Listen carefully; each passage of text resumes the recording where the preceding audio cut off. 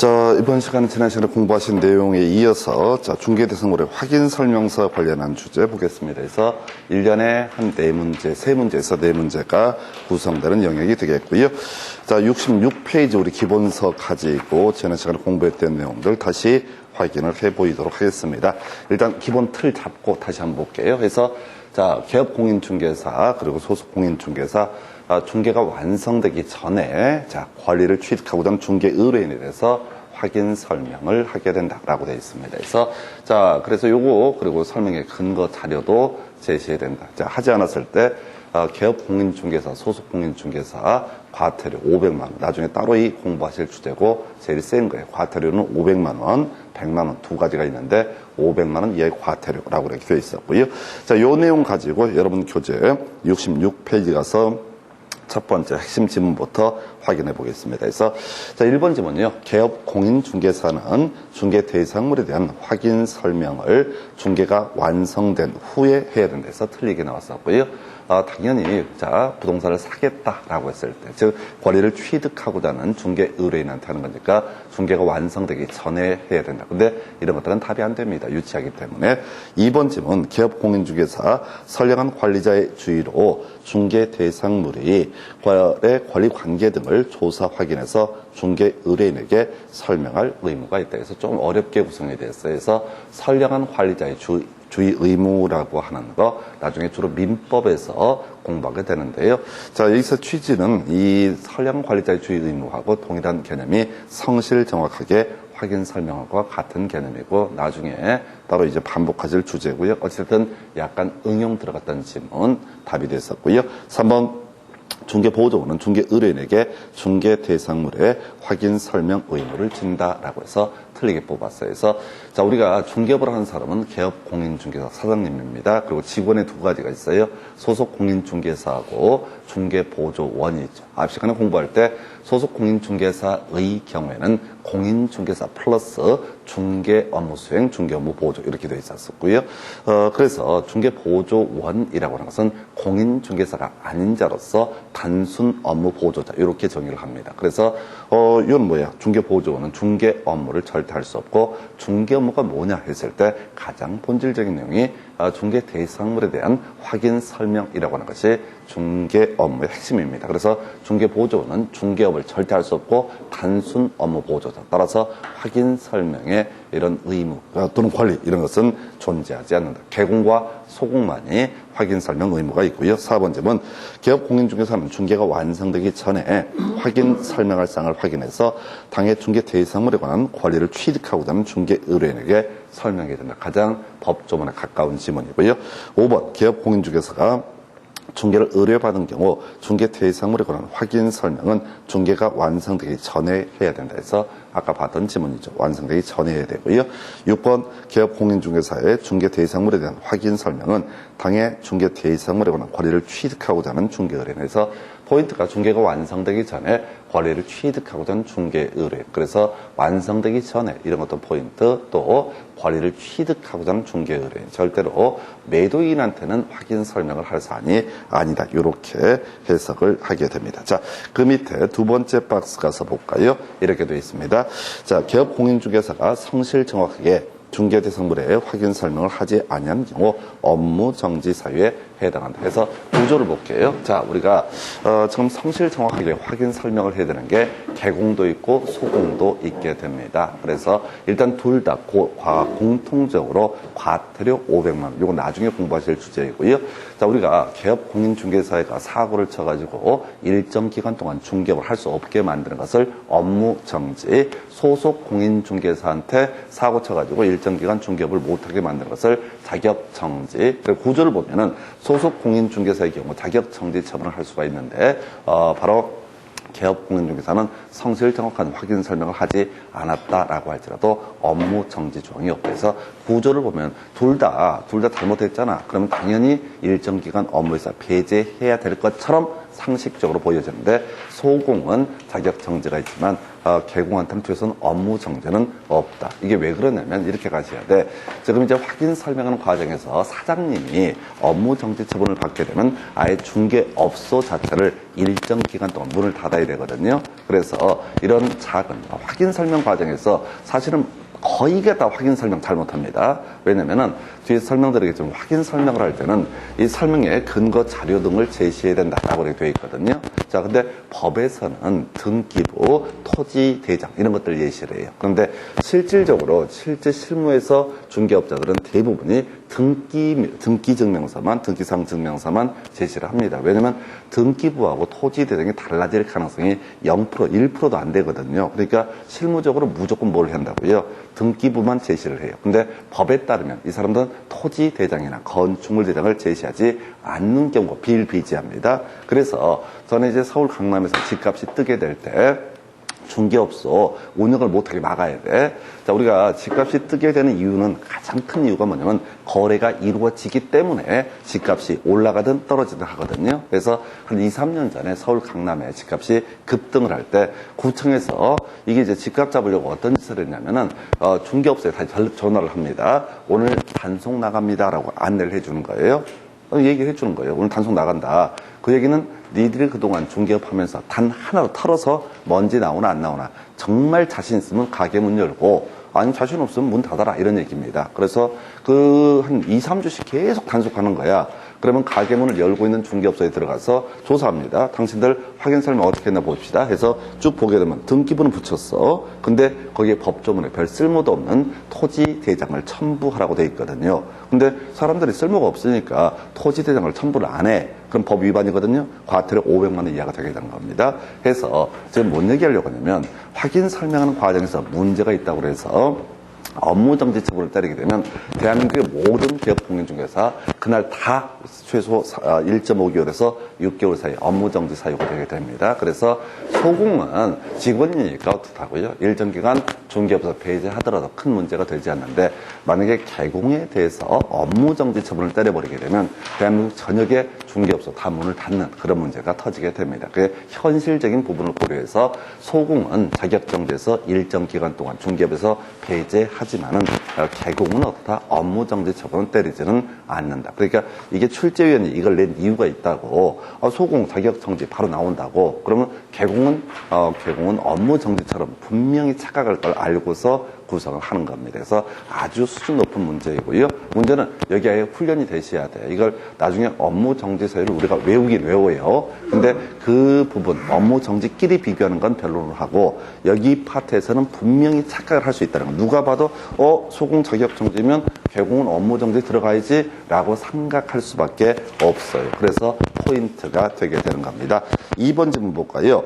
중개 업무를 수행하는 소속 공인중개사가 성실 정확하게 확인 설명을 하지 않은 것은 자격 정지 사유에 해당한다. 자, 출제하는 기술을 보여드릴게요. 한 번은 소속 공인중개사 자격 정지 사유 나중에 따로 공부하실 겁니다. 이거 한번 다 뽑았잖아요. 그럼 출제위원 앞에서는 입장에서는 이거 똑같이 내기 민망한 거예요. 그러면 개공은 뭐냐? 개공은 아무것도 없다는 거. 과태료를 제외하고는 없는데 이걸 업무 정지 사유. 그래서 거기 회차들을 보시게 되면 만약에 개공 얘기를 한 번 했으면 소공을 뒤에서 살을 붙여서 문제 구성을 하는 거고 소공 얘기를 먼저 했으면 비교해서 개공을 가지고 구성을 하게 되는 겁니다.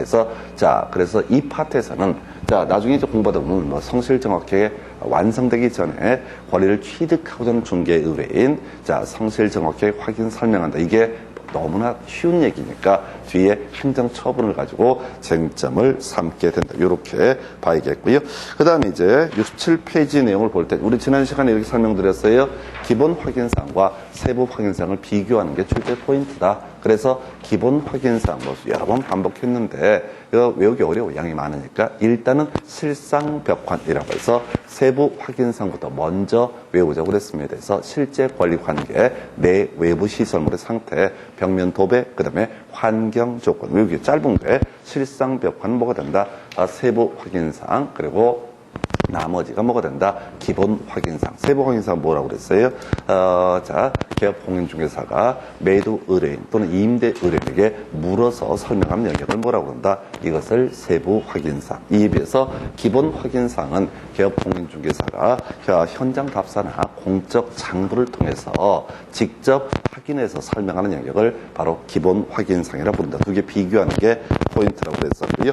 자, 일단 교재 67페이지에 가서 첫 번째 박스. 자, 핵심 좀 보겠습니다. 개업 공인중개사 기본 확인사항은 개업 공인중개사가 확인한 사항을 적어야 된다 해서 이게 이제 현장 답사라든가 이런 것들이 방법이 되겠죠. 공적 장부도 대상이 되겠고 2번 시장, 학교와의 근접성 등 중개 대상물의 입지 조건은 개업 공인중개사가 확인 설명할 사항에 해당한다 해서 우리 기본 확인 사항 중에서는 출제 포인트가 입지 조건이 제일 중요한 이슈가 되게 되죠. 왜 그러겠어요? 우리 지난 시간에 공부하실 때 입지 조건은 더럽게 양이 많았어. 나머지는 대상 물건의 표시, 관리관계, 공법상 이용 규제는 자 보십시다. 수험생들 입장에서 어디서부터 외워? 여기서부터 외워와요. 그래서 보통 공법상 이용 규제쯤에서 한번 지쳐. 양 많으니까 지역지구 구역, 도시군객설, 지구단객 등등 해서 보통 여기까지 공부하다가 다 지쳐버려요. 그리고 현장 답사에서 알아야 될 게 입지 조건이라는 얘기 있죠. 입지 조건은 우리 지난 시간에 도, 접대라고 해서 주차장 더했었고요. 교육시설, 판매 및 의료시설 이런 식으로 더해서 외웠던 바가 있었는데요.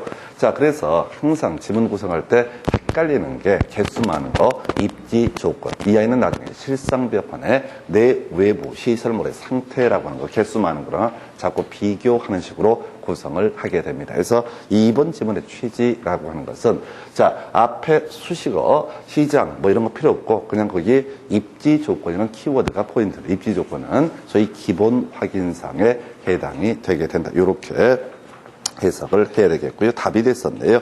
그 밑에 67페이지 두 번째 박스 1번 지문 관리관계 등기부 기재사항은 개업공인중개사의 기본 확인사항이고 실제 관리관계 또는 공시되지 아니한 물건의 관리사항은 개업공인중개사 세부 확인사항으로 구분하여 기재한다 해서 설명드려볼까요? 자, 우리가 기본 확인사항이라고 해서 관리관계라는 표현 등기부 보는 겁니다. 등기부를 보면 소유권이라든가 지상권, 저당권 이런 게 표시가 돼요. 등기부를 보면 알 수 있는 권리 이것은 뭐가 된다? 기본 확인사항이 되게 될 것이고요.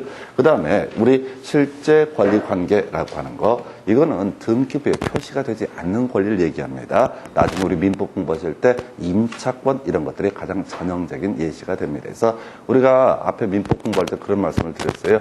전세권하고 임차권의 차이가 뭐냐라고 했을 때 전세권은 등기라고 하는 것을 통해서 성립하는 권리이고 소유자가 바뀌더라도 세상의 모든 사람에게 주장할 수 있는 권리가 전세권, 이에 비해서 임차권이라고 하는 것은 그냥 두 사람의 의사에 합치만 있어도 성립하는 권리이고 원래 소유자가 바뀌면 바뀐 소유자에게 주장할 수 없는 권리를 뭐라고 한다? 이걸 임차권. 다시요. 전세권은 무조건 어디를 봐야 돼? 등기부를 봐야지 알 수가 있다. 그런데 임차권, 그 다음에 좀 이제 공부 어려울 때 분묘기일권 이런 것들은 등기부에 표시가 안 되는 권리다라고 해서 두 가지 권리라고 하는 것은 등기부를 통해서 확인할 수 있는 것은 기본 확인사항 권리관계란에 표시를 해야 되고요. 그 다음에 등기부를 통해서 확인되지 아니한 권리라고 하는 것은 세부 확인사항 영역에서 설명을 하게 된다라고 하는 거 이렇게 정리를 하게 됩니다. 그래서 이 정도 보셨고요. 그래서 좀 어려웠던 질문. 이건 전체를 다 알아야지 풀 수 있던 문제고요.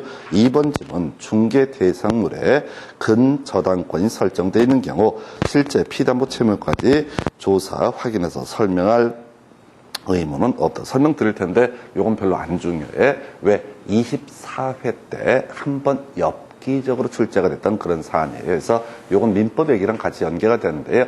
우리 이제 근저당권이라고 하는 것은 실제 돈을 빌린 금액을 담보로 해서 저당권 설정한 것이 아니라 앞으로 계속적 거래 관계에서 채권 최대액과 채권 최고액, 채권 최고액까지만 표시를 해놓은 것을 바로 근저당권이라고 부르게 됩니다. 그러면 이제 근저당권이 설정되어 있으면 확인 설명할 때 등기부에 표시가 되니까 요걸 가지고 설명을 해야 되는데 실제 그날 현재 얼마의 채권이 있느냐라고 하는 것까지는 다 확인 설명할 필요가 없다. 왜? 오늘 다르고 내일 다른 게 근저당권의 실제 피담보 채권액이 되기 때문에. 근데 요건 이제 제일 어려웠던 주제이고요. 실질적으로 그 당시 시험, 24회 시험 중에서 거의 손대기 어려웠던, 요건 민법을 다 알아야지 소화할 수 있는 그런 지문이었어요. 그래서 지금 교재에다 제가 회차를 다 표시를 해놨어요. 어떤 주제가 나왔다고 해서 그게 중요한 게 아니야. 요즘에 트렌드하고 계속 쫓아가는 거, 2번, 3번 나왔던 거, 이런 게 중요한 거고, 뜬금없이 별표돼 있는데 뜬금없이 지문에 출제가 되는 경우 있다. 그러면 그 생각하시면 안 돼. 그 당시 시험에서 아주 죽으라고 엿먹으라고 냈던 문제 중에 하나다. 다만 우리가 지금 이 지문을 통해서 추론해 낼 수 있는 것은 근저당권 운하는 것은 뭐가 된다? 기본 확인사항이고 이때는 채권 최고액까지만 확인 설명을 하면 된다. 이 정도까지 보셨습니다. 자, 그래서 이렇게 전체 그림 보셨고 여러분 자료 자 68페이지 자 별게 아닌데 답을 뽑는 주제. 아까 우리가 기본 확인사항과 세부 확인사항으로 구분한다. 그래서 기본 확인사항은 개업공인중개사가 확인해서 설명을 하는 것이고 세부 확인사항이라고 하는 것은 세부 확인사항은 뭐라고요? 자, 이 개업공인중개사가 매도 의뢰인이나 임대 의뢰인 물어봐서 또는 고지를 받은 사항을 가지고 설명하는 것을 뭐라고 한다? 세부 확인사항이라고 얘기를 하게 됩니다. 구조가 이렇게 가는 거예요. 그래서 지금 세부 확인사항 관련해서 개업공인중개사가 매도 의뢰인 또는 임대 의뢰인에게 물어봐야 돼. 뒤에서 우리 공부할 것처럼 승강기라든가 이런 것들, 내외부 시설물의 상태, 환경 조건 이런 건 물어봐야 돼. 집주인한테. 그래서 물어봐서 설명을 해야 되는데 협조를 안 한다라고 하면 자, 이것을 어떻다? 매수 의뢰인, 임차 의뢰인에게 설명하고 출제 포인트 뭐야? 확인 설명서에도 기재를 해서 나중에 책임 소재를 분명히 해야 된다라고 하는 거. 이게 왜 중요한지 모르겠는데 시험 문제에 자주 구성이 됩니다. 그래서 여러분 자료 68페이지 개업공인중개사 중개 대상물의 상태에 관한 자료 요구에 매도 의뢰인이 불응한 경우 그 사실을 매수 의뢰인에게 설명하고 중개대상물 확인 설명서에 기재해야 된다. 그래서 포인트가 뭐라고요? 기재해야 된다. 문장이 길어지면 앞쪽에서는 함정을 파지 않아요. 그래서 바로 옆에 관련 기출 문제 가지고 바로 답만 하나 체크를 해드릴게요. 4번 질문 상당히 어렵게 구성을 했는데 자, 갑은 임대 의뢰인이 중개대상물 상태에 대한 자료 요구에 불응한 경우 그 사실을 중개대상물 확인 설명서에 기재할 의무가 없다라고 해서 내용 다 보는 거 아니고요. 출제 포인트를 보는 거예요. 그래서 지금 이 문제는 지금 6년, 7년 사이에 2번 답을 뽑아요. 한 번은 기재해야 된다라고 해서 옳게 뽑아주고요. 그리고 나서 이게 25회 때 그랬네요. 그 다음에 4년 후에 29회 때는 뭘 가지고 출제했어요? 바로 기재할 의무는 없다라고 하는 거. 그럼 이제 이 문제를 분석을 하게 되면은 출제위원은 25회 때, 29회 때 뭘 가지고 이 기재해야 된다라고 하는 것을 갖고 출제 포인트를 삼은 거예요. 제가 설명드릴 때 우리 보통 기출문제 한 5년치 정도 데이터를 가지고 출제원들이 분석해서 짜깁기를 한다고 그랬어요. 그래서 지난번에 기재해야 된다. 그냥 지문 형태로 구성해서 답을 뽑았었고 29회 때는 기재할 의무는 없다라고 해서 틀리게 구성을 하게 됩니다. 나머지 지문은 생략할게요. 지금 이제 첫 순환이니까 주요한 포인트 위주로 갑니다. 자, 이제 68페이지에 이어서 69페이지부터 가야 되는데 자, 이거 다시 한번 체크 드리고 가볼게요. 자, 갑시다. 우리가 기본 확인사항과 세부 확인사항 구분하는 거 필요했었고 요즘에 출제 트렌드는 이 중개 대상물 별로 어떻다 판단을 하고 있습니다. 그래서 일단은 자, 실상벽헌부터 먼저 가볼까요? 세부 확인사항이라고 해서 실제 권리관계, 내외부 시설물의 상태, 벽면 도배, 환경 조건이라고 하는 거. 이게 바로 어떻다? 개업공인중개사가 매도 의뢰인, 임대 의뢰인에게 물어서 또는 고지받은 사항을 설명하는 영역이 된다. 제가 지난 시간에 자, 승강기 탈 수 있다고 그랬어요? 없다고 그랬어요? 남의 아파트 승강기 못 탄다고 그랬습니다. 안에 들어가서 벽면 볼 수 있어요? 없어요? 볼 수 없다고 그랬습니다. 세입자가 협조 안 하면 볼 권리가 개업공인중개사에게는 없다. 그래서 자, 소방도 난방도 개업공인중개사, 소속공인중개사, 중개사가 남의 집에 들어가서 볼 권리는 없다고 근데 집주인이 팔고 싶을 때 특별히 보게 해주는 건 가능하지만은 개업 공인중개사 가서 볼 권리 자체는 없다. 그래서 가끔 이런 경우 있더라고요. 집주인이 있고 세입자 따로 있는데 세입자가 집을 안 보여주는 경우가 있어요. 어쩔 수 없습니다. 왜? 그 사람이 주거 침입을 하는 거니까 개공은 들어갈 권리가 없어. 그러니까 들어갈 권리가 없으니까 직접 확인을 할 수 없어. 직접 확인할 수 없으니까 물어서 들은 내용을 가지고 다 확인 설명을 하도록 한다. 벽면도배 환경 조건까지 실상벽환, 이게 세부 확인사항. 이에 비해서 기본 확인사항은 지난 시간에 보인 것처럼 대상 물건의 표시, 먼저 특정을 해야 됩니다. 그 다음에 소유자가 누구, 소유권 외의 관계가 누구, 권리자가 누군지 권리 관계를 설명합니다. 그리고 항상 토지에 존재하는 개념, 우리 국토기획법이라는 법을 통해서 이미 설명드렸습니다. 용도, 지역, 용도지구, 용도구역, 이걸 줄여서 지역, 지구고요. 그 다음에 기반시설을 도시군 계획시설, 그리고 지구단위 계획, 이게 국토기획법이라는 법에서 공부했던 그 내용. 그 외에 건폐율 용적률 상한, 여기까지가 별로 안 중요해. 그리고 입관비, 현장 답사를 통해서 확인해야 되는 사항. 자, 외울 때 도접대부터 얘기 시작합니다. 토진 중개 대상물에서는 도접대라고 하는 것이 바로 입지 조건에 관한 부분이다. 이건 대가리 따서 외우시면 되고, 그 다음에 나머지 비주거용 건축물은 추가적으로 주차장의 존재 여부가 필요하죠. 그 다음에 지금 주거용 건축물, 아파트 같은 것은 여기다가 판매 및 의료시설, 백화점하고 병원, 그 다음에 학교, 교육시설, 이렇게 해서 단계를 굳어서 주실 것. 그 다음에 이제 관리 별로 중요치 않고 토지는 관리 항목이 없다. 비선호시설 관련해서 비수 쪽에서는 비가 보이지 않는다 해서 비주거용 건축물에서는 어떻다? 비선호시설에 관한 확인 설명 항목이 없다. 나머지 돈 얘기입니다. 거래 예전 금액하고요. 세금 문제, 이런 식으로 설명을 드렸어요. 자, 이제 지문 가지고 이제 보시게 될 텐데, 그 중에서 우리가 지난 시간에 자, 주거용 건축물을 가지고 보게 되면 일단 여기는 간단한 다 있으니까 주거용 건축물은 방금 보신 제와 똑같습니다. 대상 물건의 표시, 관리 관계, 그리고 또 하나 공법상 이용 규제, 입관비라고 하는 거 있겠고요. 그 다음에 거래 예정 금액, 취득 시 부담할 조세의 종류와 세율, 이런 식으로 구분이 되게 됩니다. 그래서 이거 계속 눈으로 계속 익혀두셔야 돼. 한편 주거용 건축물에 있어서 세부 확인사항, 실상벽환, 실제 권리관계, 내 외부 시설물 상태. 자, 출제 포인트, 단독 경보용 감지기의 설치 여부. 그래서 소방법이 강화가 되면서 요즘엔 단독주택 등을 설치할 때, 건설할 때, 건축할 때 단독 경보용 감지기를 설치하게 돼 있습니다. 그럼 이제 단독주택 등을 거래하면서 아파트를 제외라고 돼 있어요. 아파트는 일반적인 소화전 등을 다 설치하기 때문에 단독 경보용 감지기가 필요가 없고요. 그래서 아파트를 제외한 나머지 소방에 관한 이런 내용들 따로 확인선, 요즘에 한참 유행하는 출제 포인트. 자, 그 다음에 난방 방식, 승강기, 벽면 도배도 들어가고요. 제일 실수하기 좋은 게 환경 조건, 제일 뒤에 숨어 있으니까 이런 식의 내용이 바로 주거용 건축물의 확인 설명서의 내용이다. 그래서 이제 교재 69페이지 가서 보겠습니다. 69페이지 오른쪽에 핵심 지문 1번. 자, 주거용 건축물의 중개대상물 확인 설명서의 권리 관계와 승강기 유무는 개업공인중개사의 기본 확인사항이다. 해서 이게 틀리게 나왔어요. 지금 권리 관계는 등기부를 통해서 볼 수 있기 때문에 기본 확인사항이 되게 될 것이고, 승강기는 뭐가 된다고 해서 세부 확인사항. 자, 아까 말씀드렸잖아요. 승강기 탈 권리가 있다 없다. 개공한테는 승강기 탈 권리가 없으니까 저는 얘기 들었잖아요. 뭐 배달하는데 어떤 아파트한테서 배달하는 것들은 승강기, 일반 승강기를 타지 말고 화물용 승강기를 타라든가 아예 승강기를 못하게 해버리거나, 이게 사회적으로 신문 보도가 됐던 그런 사례들입니다. 요는 뭐냐면 승강기를 탈 수 있는 권리는 누구한테? 개공한테는 존재하지 않는다. 그러니까 어떻게 해라? 물어서 설명한다. 이걸 세부 확인사항이라고 부른다. 해서 두 개 비교하는 게 포인트라고 그랬고, 답은 1번은 틀리게 해서 답을 뽑았고요. 2번 지문요.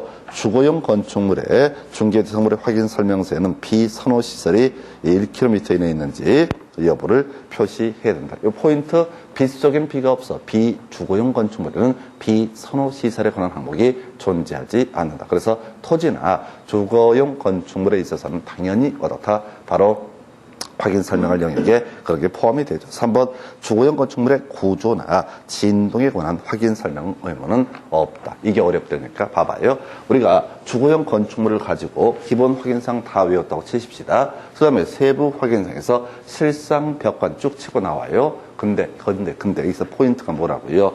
이 제일 뒤에 있는 게 환경 조건, 일조, 소음, 진동 나와 있죠? 지문 중에 진동 나와 있죠? 그리고 구조라고 하는 것은 기본 확인사항 중에서 대상 물건의 표시와 관련한 부분이 되게 됩니다. 그래서 내진 설계가 요즘에 주로 이슈가 되는데 이 문제 출제된 의도는 진동을 가지고 장난을 치는 거야. 진동도 어찌됐든 다 확인 설명할 사항에 해당이 된다. 얼마나 얄밉게 구성해요. 얘 구조와 진동. 구조는 제일 앞에 있는 거예요. 진동은 어디 있어요? 환경 조건 제일 뒤에. 일조, 소음, 진동. 마지막 거. 출제위원이 얼마나 얍실하게 구성했는지 느끼셔야 돼. 제일 앞에 있는 구조하고 제일 뒤에 있는 진동을 하나에 엮어가지고 그러니까 보통 수험생들이 그냥 막연하게 외우면은 진동 놓치게 됩니다. 제일 뒤에 있으니까. 왜? 공부할 때 어디서 봐? 앞에서도 보니까 꼭 뒤를 놓치게 된다. 그래서 자, 주거용 건축물에 있어서 일조, 소음, 진동도 다 확인 설명할 내용에 포함이 된다. 이렇게 가야겠고요. 4번째는요. 주거용 건축물의 경우 소음, 진동은 기업 공인중개사가 확인하기 곤란하므로 확인 설명할 사항에 해당하지 않는다. 틀렸죠? 답이 됐죠? 출제의 의도 보셔야 돼. 그대들이 여기까지 다 외웠나 볼까? 앞에서도 외운 거 알고 있어. 그러면 제일 마지막에 일조량 소음, 진동. 진짜 외우셨나요? 예, 이거 외웠으면 공부 많이 하신 분입니다. 그래서 우리가 아예 접근을 할 때는 자, 지금 주거용 건축물에 대한 확인 설명서 할 때는 무조건 포인트를 제일 뒤에 자, 환경 조건, 즉 일조 소음 진동을 캐치낼 수가 있어야 돼요. 구조를 보시라고 계속해서 이걸 낸다고 수험생들이 어려워하신다고. 왜? 앞에서도 일 없이 읽어온다고. 읽지 좀 마. 읽어서 해결될 문제가 아니라 외워야 되는 문제고. 그리고 지금 문제에서 계속 출제위원들이 제일 끄트머리에 나와 있는 일조 소음 진동 이거 계속 낸다고. 왜? 얘는 나중에 비주거용 건축물에서는 확인 설명할 사항이 아니에요. 또 토지에서 확인 설명할 사항이 아니야. 그래서 비교하기도 좋아. 그래서 일조 소음 진동 이 주제를 가지고 쟁점을 삼아내고 있습니다.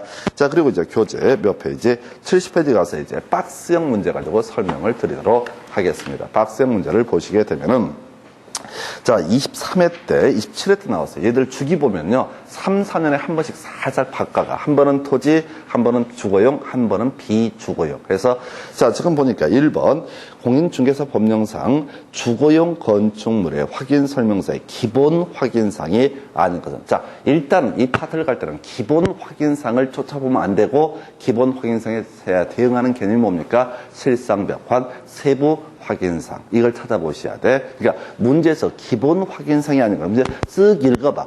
권리관계 기본 확인상 같은데 이 지랄하면 끝나는 거야. 기본 확인상이라는 표현이 나오면 항상 대응해서 뭐가 된다? 세부 확인상. 그래서 기본상이 아닌 것을 고르시오라는 얘기는 뭘 골라라? 세부 확인상을 골라라. 기본상 아까 종류를 다 외워서 푸는 게 아니라 세부 확인상 뭐라고 그랬어요? 실상벽환, 실제 권리관계, 내 외부 시설물의 상태, 그 다음에 이제 벽면 도배, 환경 조건 이런 것이 바로 뭐가 됩니까? 세부 확인상. 그러니까 문제를 볼 때 항상 거꾸로 볼 수 있어야 돼. 기본 확인상이 아닌 것을 고르시오. 그럼 답 몇 번 되는 거예요? 4번. 실상벽환에 4번 나와 있죠?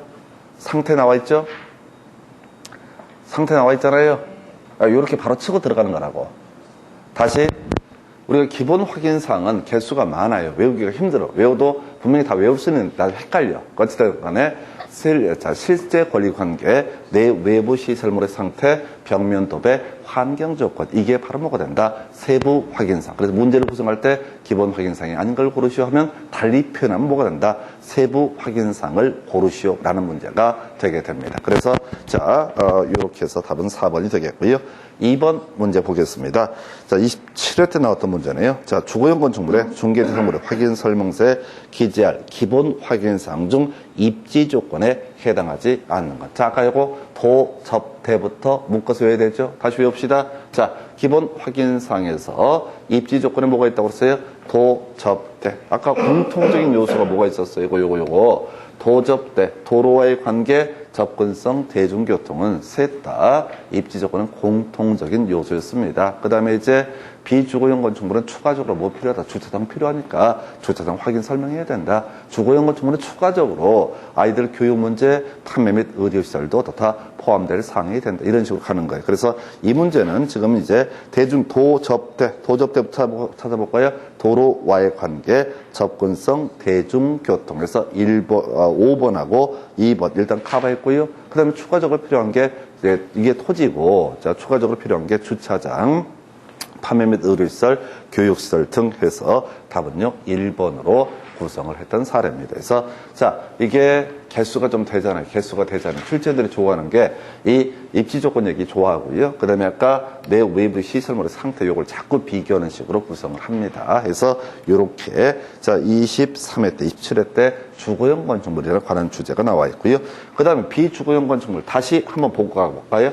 전체 그림 보겠습니다. 자, 대상 물건의 표시, 관리 관계, 공법상 이용 규제, 거래 규제, 그 다음에 입관비라고 해서 현장 답사를 내는 게 입지 조건, 관리, 그리고 비선호시설에 관한 항목, 비주거용 건축물은 비선호시설에 관한 사항이 없다. 확인 설명하지 않는다. 그 다음에 돈 얘기, 거래 예정 금액과 또 하나가 취득시 부담할 조세 종료세에서 취득세, 농어촌 특별세, 지방교육세 등을 어떻다 기본 확인상에서 확인 설명한다. 그 다음에 이제 실상벽환 중에서 실제 관리 관계, 임차권 같은 걸 얘기합니다. 자, 그 다음에 내외부 시설물 상태, 소난승 이것만 계속 비교해서 출제를 하고 있다고 말씀을 드렸고, 그 다음에 벽면 도배 빠져야 돼요. 도배 빠집니다.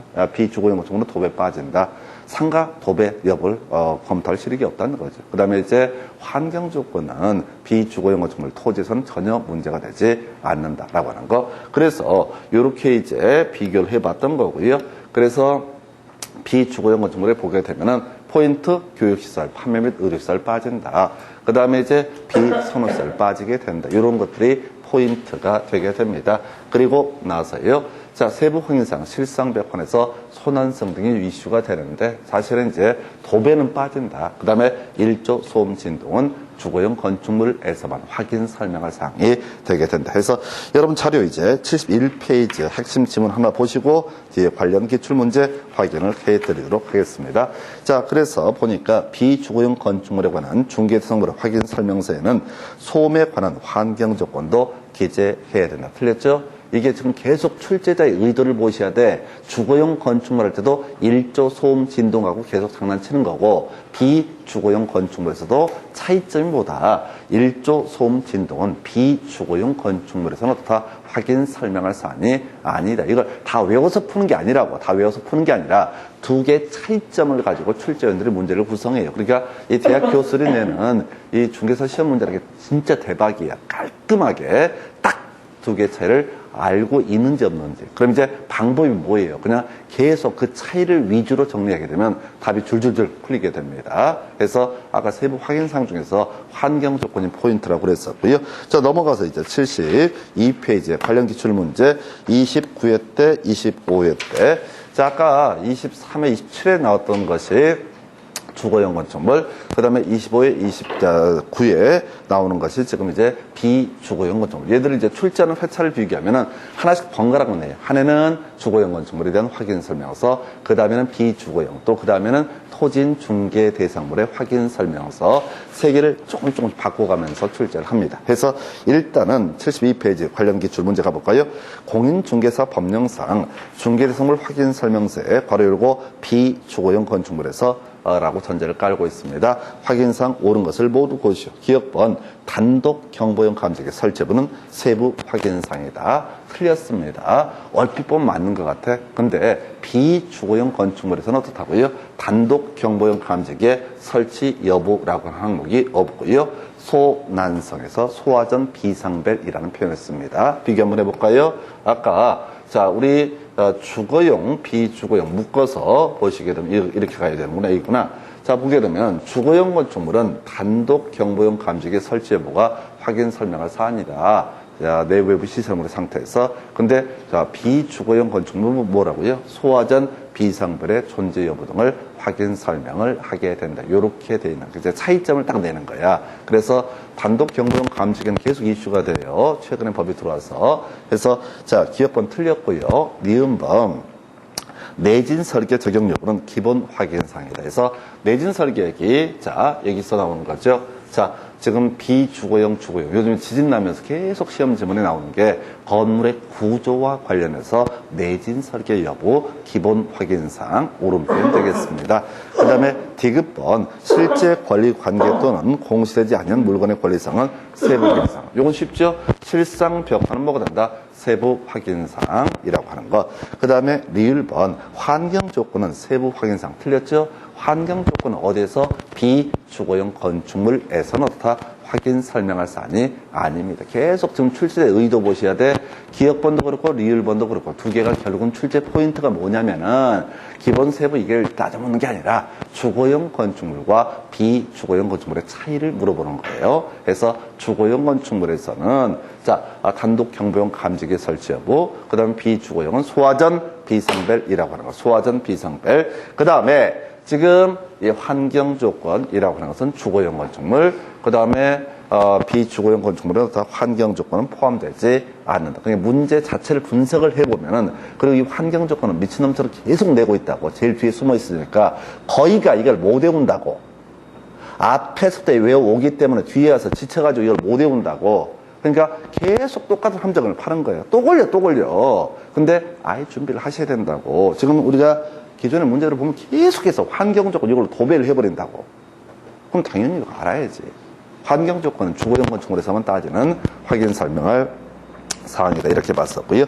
그 다음에 2번 문제예요. 공인중개사 법령상 비주거용 건축물의 중개대상물 확인 설명서 작성 시 세부 확인사항이 아닌 것은. 자, 그럼 이제 세부 확인사항은 바로 외웠어. 실상 벽환. 어려웠던 게 내외부 시설물의 상태였고, 내외부 시설물의 상태는 소난승이라고 설명을 드렸습니다. 그리고 이 문제는 사실은 거의 100% 출제하는 기술이 뭐냐면 겁나 많은 거 있죠? 입지 조건 개수 많잖아요. 그 다음에 내외부 시설물의 상태 개수 많잖아요. 그 두 개 비교하는 거예요. 그래서 자, 우리가 도접대라든가 그 다음에 지금 주차장이라든가 또는 교육시설, 판매 의료시설 이런 것은 개공이 동네에 돌아다니면 다 알 수가 있다. 그래서 기본 확인사항이고요. 그 다음에 소화전 비상벨, 소난승으로 대표되는 내외부 시설물의 상태는 기업 공인중개사가 그 건물에 들어갈 수 없기 때문에 들어갈 권리가 있는 것은 아니기 때문에 이것은 세부 확인사항으로 보게 된다. 지금 가볼까요? 벽면,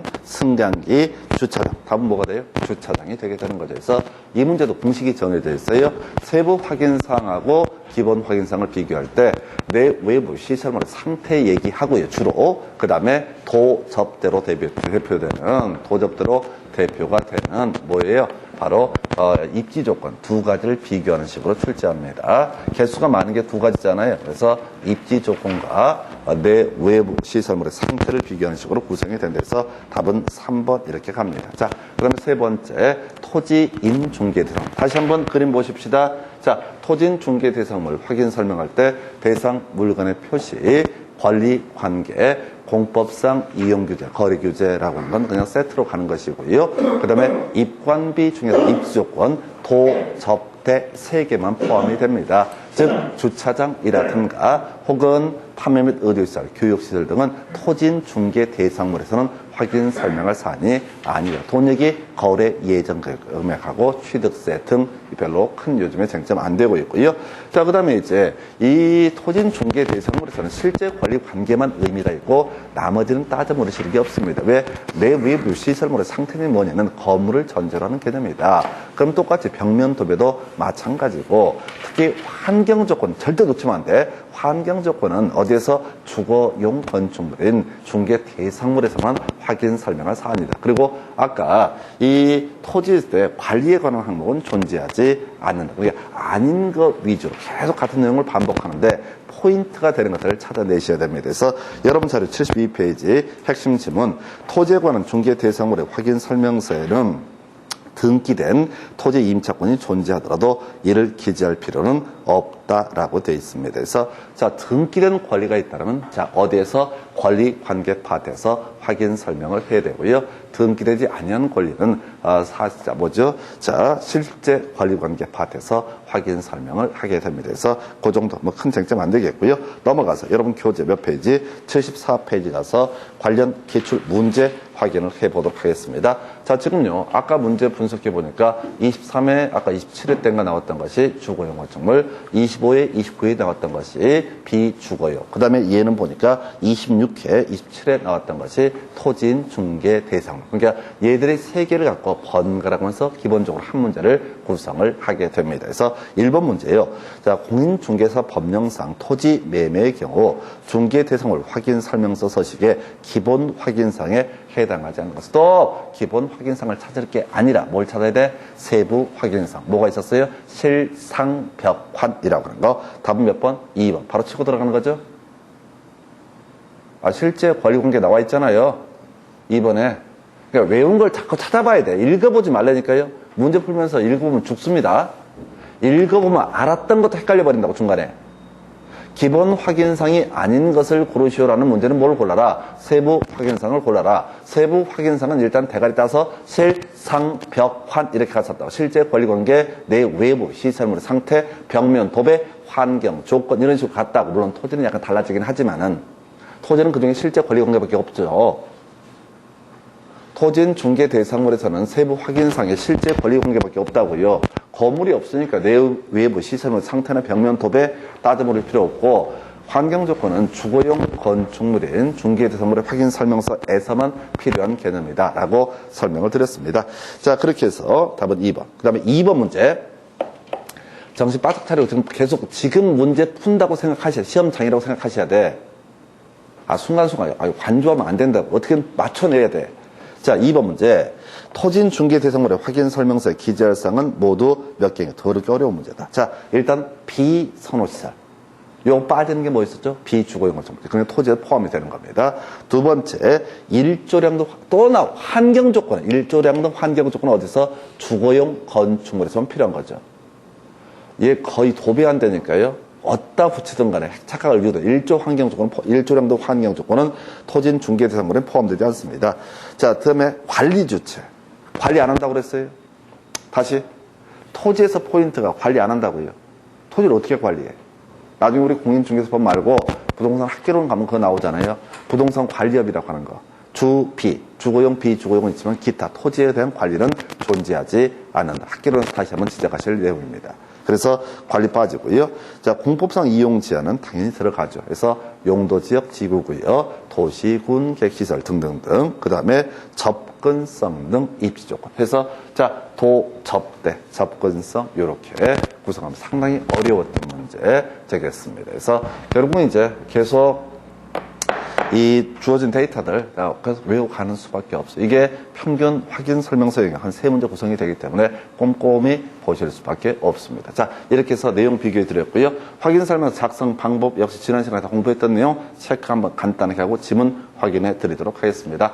자, 지금 이렇게 가는 거죠. 자, 먼저 이 기본 확인상 관련해서 논의하게 될 것이 대상 물건의 표시와 권리 관계. 대상 물건의 표시는 대장, 토지 대장, 건축물 대장 등을 통해서 확인 설명하고, 그 다음에 권리 관계는 등기상 증명서를 통해서 확인 설명을 하게 된다. 예, 근데 두 개가 다르면 권리 관계는 뭘 중심으로? 등기상 증명서, 사실 관계는 뭘 중심으로? 대장을 중심으로 확인 설명을 하게 된다. 요렇게 뼈대를 잡았던 바가 있습니다. 그래서 그 다음에 공법상 이용 규제로서 지역, 지구, 구역, 도시군 객시설, 지구단계 외 건폐율 용적률의 상한 등 이런 것들이 시험 문제에 나오고 있는 영역. 다시 입지 조건이라고 해서 다시 도, 접대, 주차장, 판매 및 의료시설, 교육시설 등 이런 것들도 있을 수가 있겠고요. 그 다음에 지금 관리, 그 다음에 마지막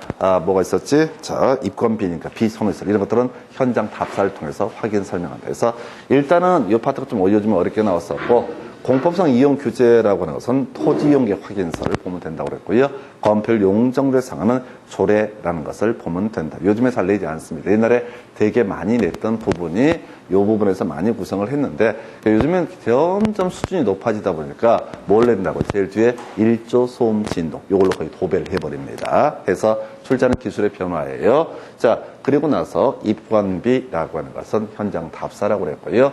거래 예정 금액 큰 쟁점 안 됐고, 그 다음에 이제 매매 등에 있어서 취득 시 부담할 조세 종료 세율 이런 것들을 기록을 하도록 한다. 지방세법을 통해서 한다고 그랬었고요. 그 외에 지난 시간에 부가가치세는 무조건 제외라고 그랬어요. 딱 한 군데서 나중에 부가가치세 포함이 나옵니다. 무조건 부가가치세란 말만 나오면 무조건 제외 이렇게 무식하게 정리하셔야 돼요. 이건 정리하기 너무 힘드니까.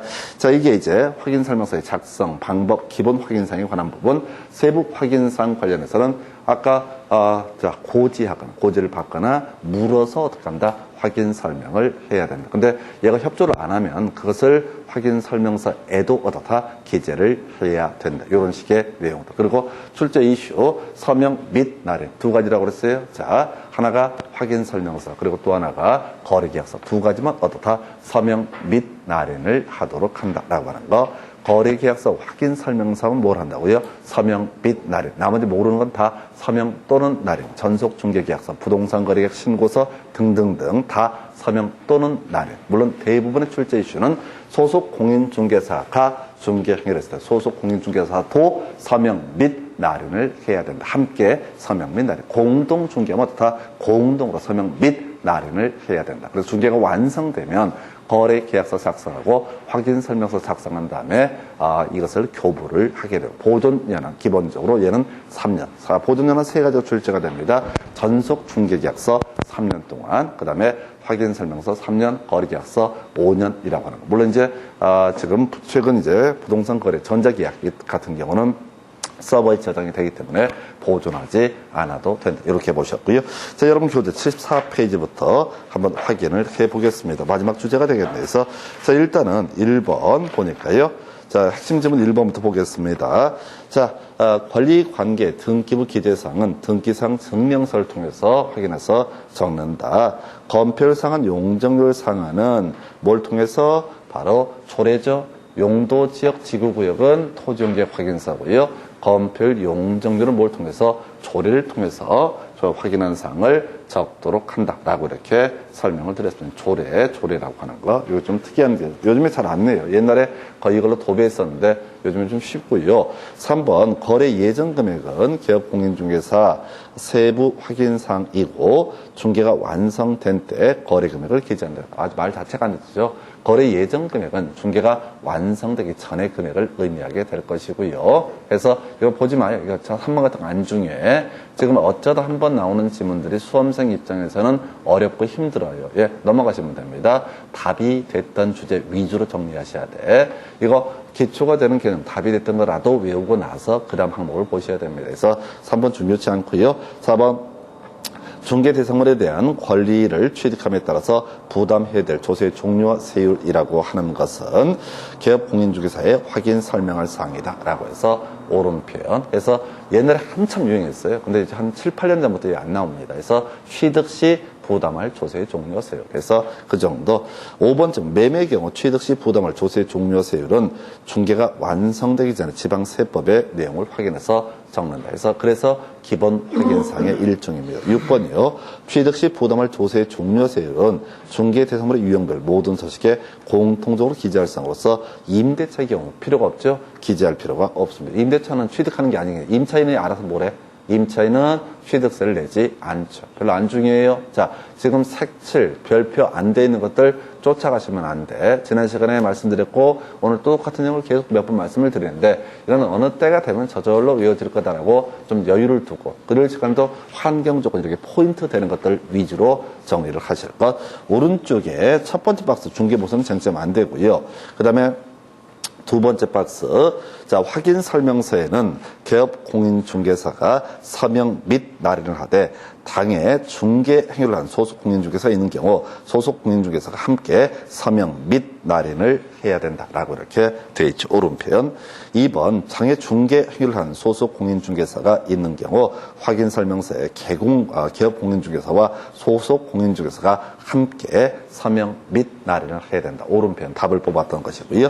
3번 중개 대상물인 확인 설명서에는 기업 공인중개사가 서명 또는 날인을 하되 이미 틀렸어요. 서명 및 날인입니다. 그래서 그다지 중요한 건 아닌데, 보자. 확인 설명서, 거래계약서는 뭐가 된다? 서명 및 날인으로 끊어주시는 지혜가 필요합니다. 그래서 틀리게 뽑았고요. 뒤에 볼 것도 없어. 4번, 당해 중개 행위를 한 소속 공인중개사가 있을 때 확인 설명서에 기업 공인중개사와 소속 공인중개사가 좋고 뒤에 서명 또는 날인. 틀렸죠? 서명 및 날인을 해야 된다라고 할 것.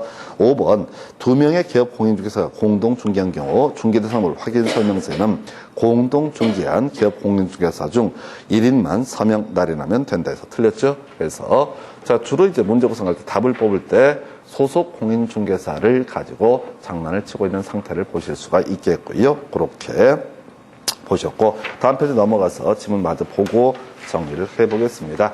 여러분 교재 76페이지 가서 보시게 되면은, 자, 기업 공인중개사 1번 지문입니다. 중개가 완성돼서 거래계약서를 작성하는 때 중개대상물 확인설명서를 작성해서 거래 당사자에게 교부해서 좀 확인 설명할 때는요, 권리를 취득하고자 하는 중개 의뢰인이고, 그 다음에 이 확인설명서의 교부는 매도인, 매수인, 즉 거래 당사자 모두에게 교부를 하게 되어 있습니다.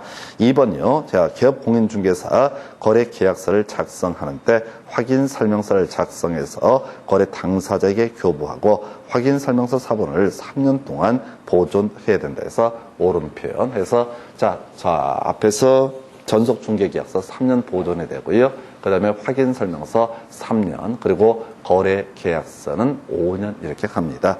3번, 기업 공인중개사 중개가 완성돼서 거래 계약서를 작성하는 때 확인 설명할 사항을 서명으로 작성해서 거래 당사자에게 교부하고 사본을 5년간 해서 틀리게 뽑았네요. 5년을 가지고 장난을 쳤습니다. 4번, 기업 공인중개사 중개대상물의 확인 설명서를 작성해서 거래 당사자에게 교부하고 그 원본을 5년간 틀렸네요. 자, 그 밑에도 5번도 5년간 해서 틀리게 구성이 됐습니다. 6번은 별 큰 의미 없고요. 자, 이렇게 해서 지금 이제 지난 시간에 공부했던 내용들 문제 가지고 확인해 보셨고요. 나머지 문제 몇 개가 더 있는데 요건 이제 우리 다음 순환 때 중점적으로 설명을 드리도록 하겠습니다. 그래서 일단 기본 구조 다시 한번 외우셔야 돼요. 자, 문제 풀어보는 게 이런 게 중요한 게 아니라 무조건 외워야 돼. 포인트 자체를 외우고 들어가셔야 돼. 간단하게 한 1분만 자, 지난 시간에 해왔던 내용들 이렇게 정리를 해 드리도록 하겠습니다. 자, 먼저 전체 확인 설명서의 내용이라고 하는 거. 자, 일단 기본 확인 사항이라고 해서 자, 토지 대장, 건축물 대장과 관련되어 있는 게 뭐가 된다고요? 대상 물건의 표시라는 항목이 됩니다. 그래서 대장의 내용을 확인 설명해야 될 것이고, 이때 자꾸 이제 장난치는 게 내진 설계, 구조와 관련한 부분에서 내진 설계, 이게 시험 지문에 자주 출제가 되고 있고요. 그 다음에 권리관계라고 해서 등기부 기재선, 바로 비교할 게 등기부에 표시하지 않는 권리, 나중에 임차권을 예시를 하는데 이런 애들은 실제 권리관계란에서 확인 설명합니다. 그 다음에 이제 공법의 지식과 필요한 것인데 바로 지역, 지구, 구역, 도시, 군, 계획시설, 지구단위계획. 이게 도계획법이라는 법에서 5개 도시공 관리계획에 해당이 됩니다. 그 외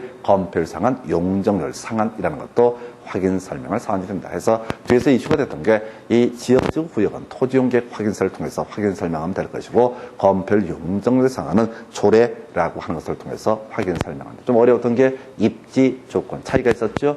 토지인 중개 대상물은 도접대로 시작이 됐었고요. 비주거용 건축물은 주차장 필요합니다. 그래서 주차장도 확인 설명을 하도록 법에서 규정하고 있고요. 비주거용 건축물에서는 추가적으로 교육시설, 학교 필요하죠. 판매 및 의료시설, 백화점, 그 다음에 병원 이런 것들도 확인 설명을 하게 된다. 자, 그 다음에 이제 관리라고 하는 거, 입관비역 관리, 토진 관리를 하지 않는다라고 했었고요. 비주거용 건축물은 비선호시설에 관한 항목이 존재하지 않는다. 거래 예정금의 취득시 부담할 조세의 종료세. 그래서 임대차 등에서는 취득세 등을 확인 설명할 필요가 없다. 이 정도가 기본 확인사항. 세부 확인사항은 크게 뼈대가 실상벽환이라고 이루어져 있었고요. 실제 권리관계, 내 외부 시설물 상태. 여기서 출제 포인트 토지는 없을 텐데 주거용 건축물은 단독 경보용 감지기, 아파트를 제외한 단독 주택에 있어서 단독 경보용 감지기 설치 여부가 출제 포인트. 주거용 건축물에 대응해서 비주거용 건축물은 소화전, 비상벨 등이 이슈. 손안성 일단 이렇게 잡아주셔야 돼요. 그 다음에 이제 벽면 도배 관련해서 도배는 비주거용 건축물은 필요가 없다. 그리고 제일 실수하기 좋은 게, 자, 제일 뒤에서 지쳐버리는 게 일조 소음진, 환경 조건이라고 하는 것은 어디에서 환경 조건이라고 하는 것은 주거용 건축물에서만 문제가 되고 비주거용 토지에서는 전혀 문제가 되지 않는다. 그래서 자, 이렇게 해서 지난 시간에 했던 내용들을 같이 확인해 보셨고 문제 거의 다 체크해 드렸습니다. 나머지 빠져있는 건 다음 회차 때 설명을 드리도록 할 테고요. 잠시 끊었다가 거래 계약서의 작성부터 이어봅니다.